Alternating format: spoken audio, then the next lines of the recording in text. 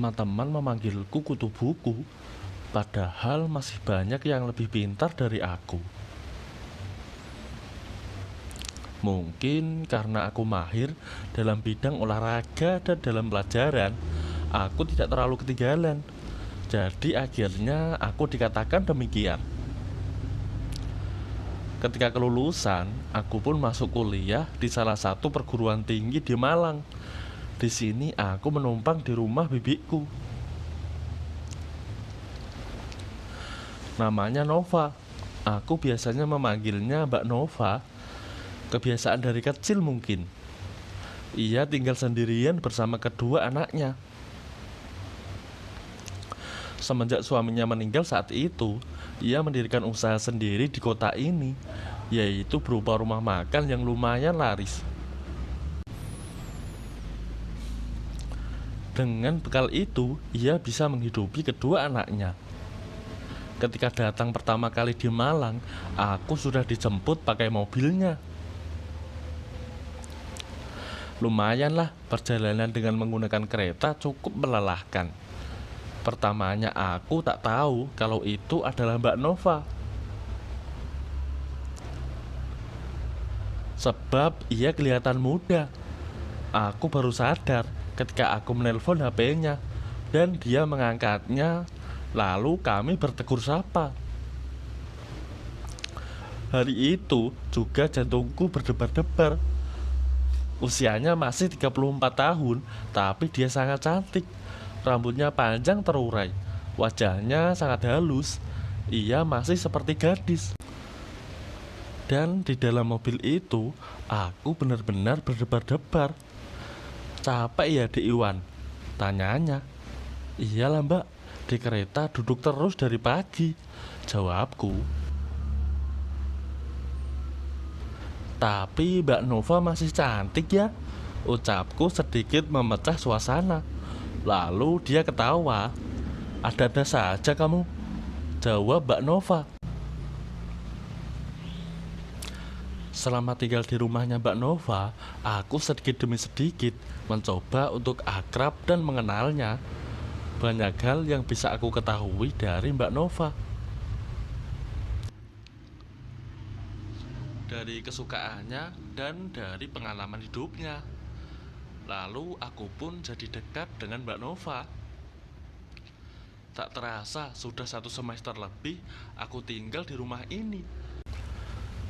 Dan Mbak Nova sepertinya adalah satu-satunya wanita yang menggerakkan hatiku. Aku benar-benar jatuh cinta padanya.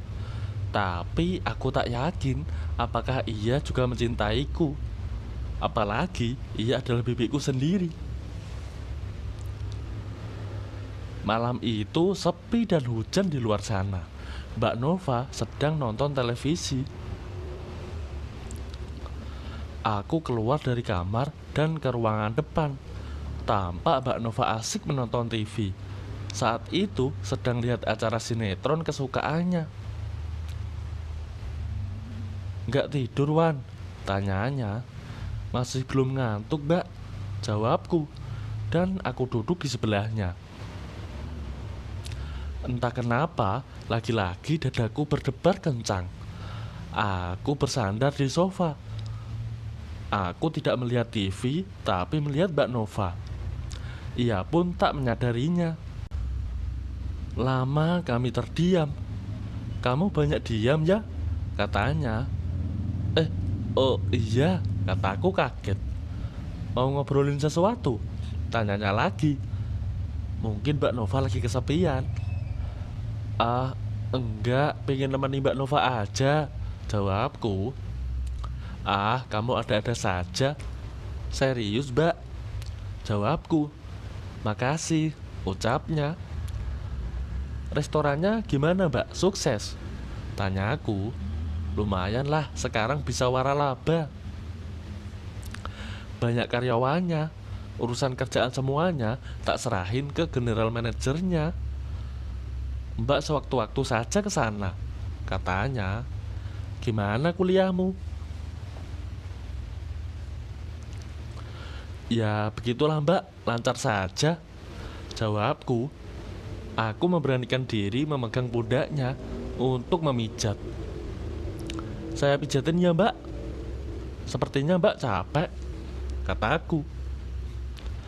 "Makasih, gak usah ah," jawabnya. "Gak apa-apa kok mbak, cuma dipijit aja bukan yang lain." Lalu ia tersenyum. "Ya udah, pijitin saja."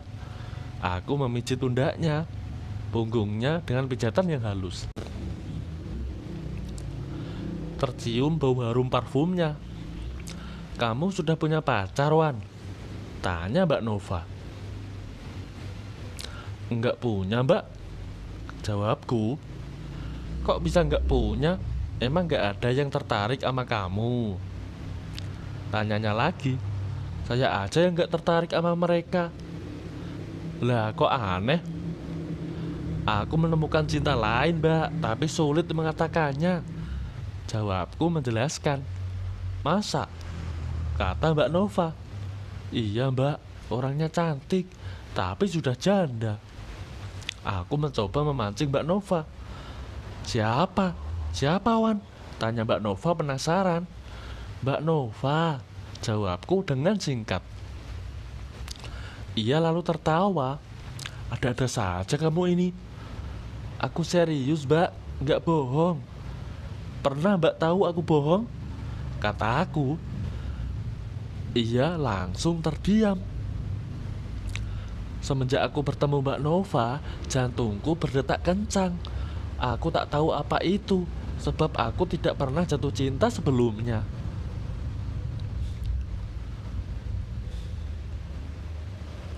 Dan semenjak itu pula, aku menyimpan perasaanku dan merasa nyaman ketika berada di samping Mbak Nova. Aku tak tahu apakah itu cinta, Mbak.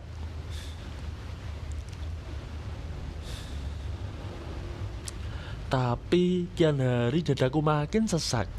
Sesak hingga aku tak bisa berpikir lagi, Mbak.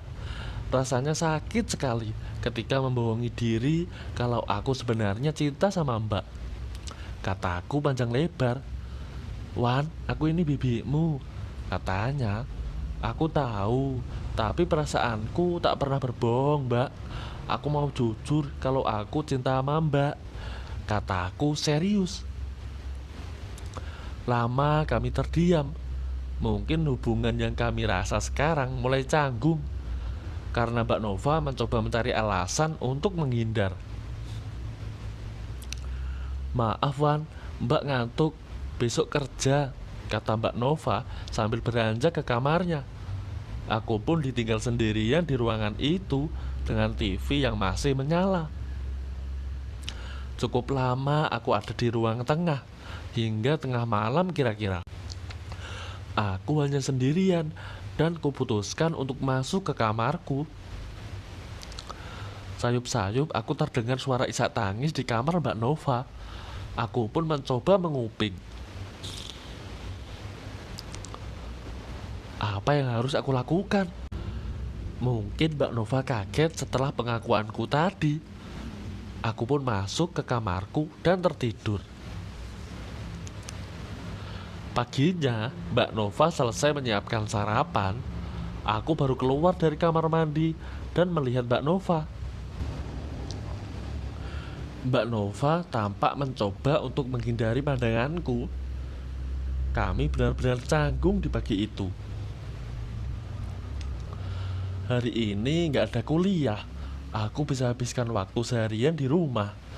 Setelah ganti baju, aku keluar kamar. Tampak Mbak Nova melihat-lihat isi kulkas.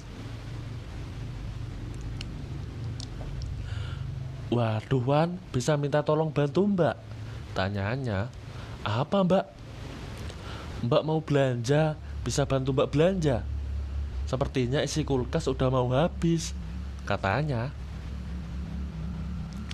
"Oke Mbak," jawabku. "Untuk yang tadi malam, tolong jangan diungkit-ungkit lagi. Aku maafin kamu, tapi jangan dibicarakan lagi," katanya. Dan aku hanya mengangguk.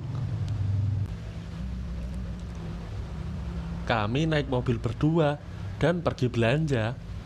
Lumayan banyak belanjaan kami, dan aku menggandeng tangan Mbak Nova.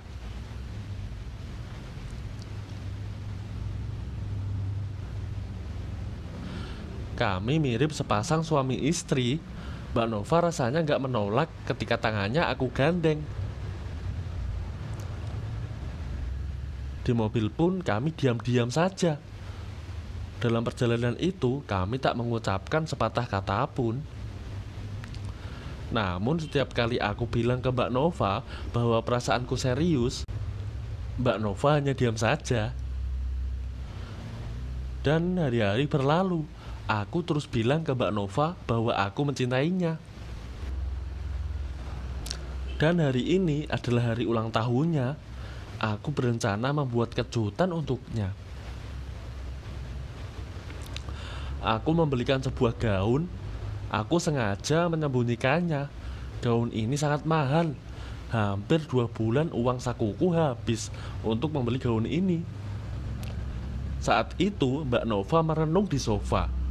Aku lalu datang kepadanya dan memberikan sebuah kotak hadiah sambil kuucapkan selamat ulang tahun. "Apa ini?" tanya Mbak Nova. "Kado, Mbak, buat Mbak Nova. Kan Mbak Nova ulang tahun hari ini," kata aku. Lalu ia tertawa. Tampak senyumnya indah hari itu. Matanya berkaca-kaca. Ia mencoba menahan air matanya. Lalu ia membuka kadonya dan mengambil isinya.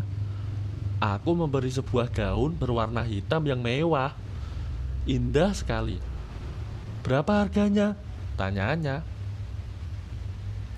"Ah, gak usah dipikirin, Mbak," kataku sambil tersenyum. "Ini kulakukan sebagai pembuktian cintaku pada Mbak," kataku. "Sebentar ya," katanya. Ia buru-buru masuk ke kamar sambil membawa gaunnya. Tak lama kemudian, ia sudah keluar dengan memakai baju itu. Dan ia benar-benar cantik sekali. "Bagaimana, Wan?" tanyanya. "Cantik, Mbak." "Super," kataku sambil mengacungkan jempol. Ia tiba-tiba berlari dan melukku erat sekali sampai aku gak bisa nafas.